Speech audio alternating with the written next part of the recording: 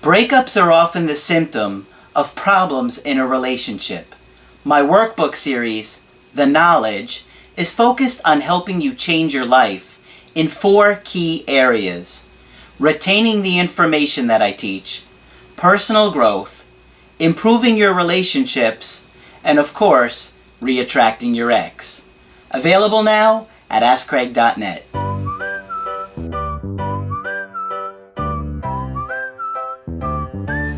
Hi there, I'm Coach Craig Kenneth. I'm Coach Margaret. And today we're going to be talking about, can you make your ex stop ignoring you? Ooh, this is a tough subject, isn't it, Margaret? Yes, it is. I can't think of too many ways. Well, that's a really hard thing to accept. Right. Is that you can't make anybody do anything, right? But we're going to talk about this, and we're going to explore this a little bit more, okay? Because I think this is really going to help people that are struggling, those of you that are getting ignored by your ex, and it happens all the time. And it's so frustrating because it's like, how is this person that I love so much just able to just shut me off? Totally. Shut me out and not just completely ignore me. Like act like I don't exist. Yeah. It hurts. It literally hurts. Well, when a loved one ignores you, it's very painful. And let's go back to being young. Well, let's get to that in a minute. Okay. We're going to get to that. But I want to start off with this email because somebody had a few nice things to say and a question. It said, "Hi, Coach Craig. I'm a huge fan of the channel and I've learned so much about love and relationships in such a short time. I absolutely love all the content you guys provide. I have a question that I don't know if you've ever answered. My boyfriend and I broke up about 3 weeks ago. He refuses to talk with me. I admit I blew up his phone for about a week. I stopped by his house and he refused to come outside and talk with me. He's been ignoring me on social media too. He even blocked me on Facebook. Is there anything I can do to get him to stop ignoring me?" Well, that's a terrible feeling. Terrible. Because not only are you dealing with this situation where you're cut off from somebody that you love, now you feel like you're powerless. And do I exist? Am I still here? Am I real for him? Right. And it is a really, I guess powerless is the best feeling, right? Hopeless? Powerless and hopeless because there isn't anything you can do to make anybody do anything. Yeah. And you can't force somebody to give you attention if they're ignoring you. Of course, if you try to escalate your behavior, you're likely to make it worse. And we were talking about this because we, as human beings, have always learned how to get someone's attention. So when you're in a breakup, it's like the only situation in your life where you can't do it. Can't do anything. Yeah. Right? When you're an infant, you cry, and if your parents don't come right away, you scream and you kick and you cough. And how do I know this? You have an infant, do you? Yeah. I got a 3-month-old right now, and she will kick and scream and cry, and if you don't get her needs met right away. And I'm talking almost instantly. Instantly, right. Because you can imagine, I'm very attentive to those needs and being aware of that. That's baby time. There is none. It's now. Mm-hmm. Yeah. And even a matter of 30 seconds, if you're trying to get a bottle ready, they can kick and start screaming and and so you learn as an infant, that's how you get someone's attention. So what do we do to get parents' attention when we need them? We make some noise. We kick up our feet. And then when you're a little bit older and you're a kid, what do the younger kids do? Knock something over. If they can't get mom's attention and they ask her a couple of times, they can knock something over. That's bound to get mom's attention.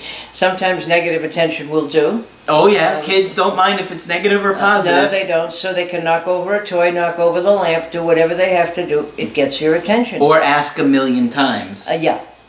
Can I have that? Can I have that? Can I have that? Can I have that? Yes, they can do that until you're out of your mind. When are we going? When are we going? When are we going? So think about those 2 stages of your life. Both times you're escalating to get your attention and get your needs met, right? To get noticed first and to get your needs met. Yes. Now, when you get a little bit more independence and you become like a teenager, what do you see the teenagers do? All kinds of things. Stay out hours late. Don't come home at all.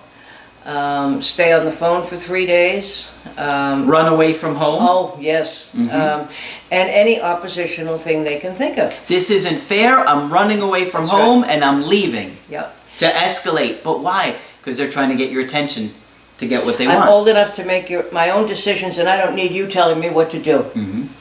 So you look at your whole life and you can see you've always had skill, some sort of another, some way or another, of getting attention when you're being ignored.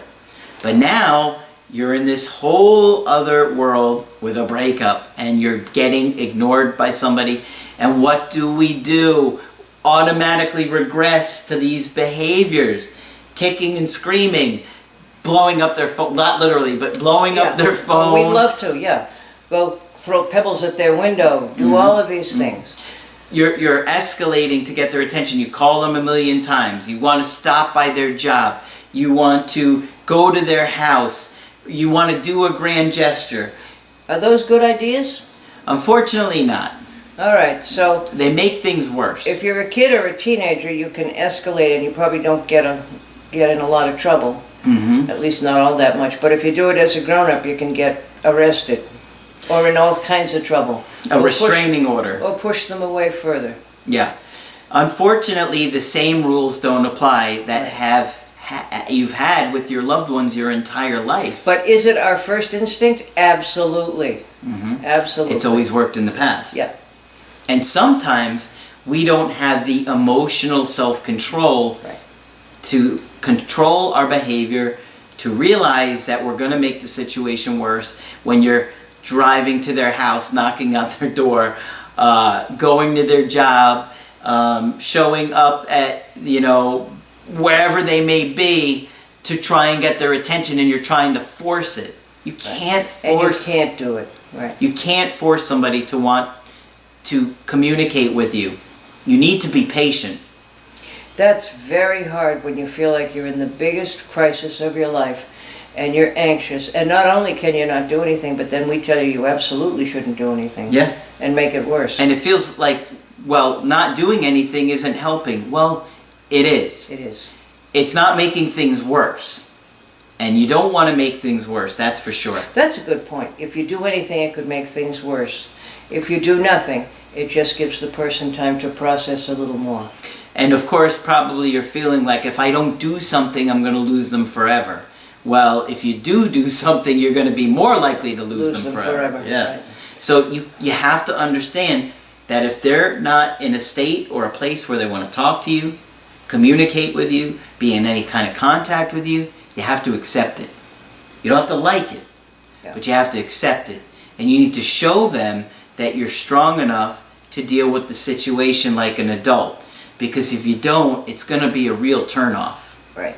Yeah, you'll look needy and, yeah. So you have to look like an adult. This adult stuff is not easy, I've noticed. And I've been one for a really long time. Yeah. Yeah. It's not easy to do. No, it's not. And being ignored is one of the worst feelings of the world. Even if your friend sees your text message and they don't reply for 4 or 5 hours, you might be like, I can't believe he's doing this to me. I can't believe she's not responding to me. Right. And that's just with a friend. But when it's your romantic partner, it has this intensity that it would if it was your caregiver, and that feeling of safety goes away, and now you're just like, I can't handle how I feel right now, right? That internal The only thing strife. that's going to make me feel better is contact with this person. Yeah. The internal strife is overwhelming. Yeah. But you have to manage it. You have to. Because anything that you do to escalate is going to turn them off. Yeah. You can't... But it's okay to want to. Yes, it's okay to want to. You just can't do it. You just can't do it. Yeah. You can't force somebody to stop ignoring you or to communicate you when they're not ready. Right. And if you think about it, you may have been in a situation where you ignored somebody because you weren't ready to talk to them. And think about how you felt when they kept blowing up your phone or going to your house or your job. Remember back to a time where somebody may have done it to you and how much it put you off. Right. Really take some time to think about that, because I'm willing to bet at least one time in your life it's happened. Sure. And so put yourself in that position and what could that have person done to make things, you know, from getting worse. Well, they could have given you some freedom and some space to explore what you're going through as well.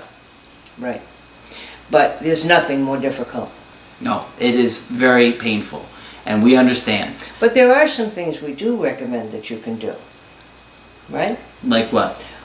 Think about what happened, work on yourself, begin to think about your attachment style and how well you communicate, and when you may have noticed that the relationship wasn't working right, and you want to think about your partner and what his or her attachment style was like, and if they showed you any signs that they were unhappy about anything.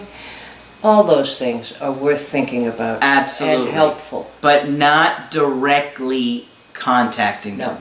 Not directly trying to get in their face. But and getting forcing ready it. for when and if they're going to be ready to talk Absolutely. with you. Absolutely. That's a great point. There's a lot of things you can do, but not directly related to trying to force that person to stop ignoring you or give you attention when they don't want to. Right. So hopefully this will help you kind of settle down and see things more clearly and see that putting more demands on the situation is going to make it worse. Yeah.